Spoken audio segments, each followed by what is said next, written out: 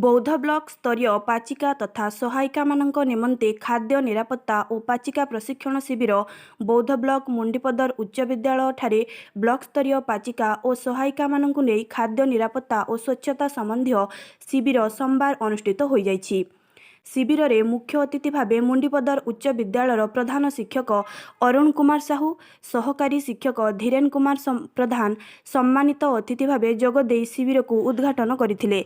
एही शिविर में तालसड्डा आंचलिक साधन केन्द्र संयोजक संजय कुमार देहुरी, भूमिसुता मेहर और सुजाता बेहेरा जोगदे पाचिका और सहायिका माने स्कूल पिला मानंकु किपरि भाबरे रोषेई करी खाइबाकु देबे और रोषेई सामग्रीर सफासुतरा रखिबा सह विभिन्न प्रकार सचेतनतामूलक पदक्षेप ग्रहण करी निज काम तुलाइबे और से नहीं पाचिका और सहायिका मानंकु तालीम देइथिले।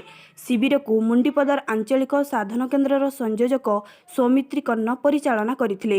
एही शिविर में मुंडीपदर क्लस्टर और तालसड्डा 49 जन पाचिका और सहायिका जोगदे तालीम नेइथिले। एही अवसर में पाचिका और सहायिका मानंकु मुख्य अतिथि प्रमाणपत्र बंटन करथिले।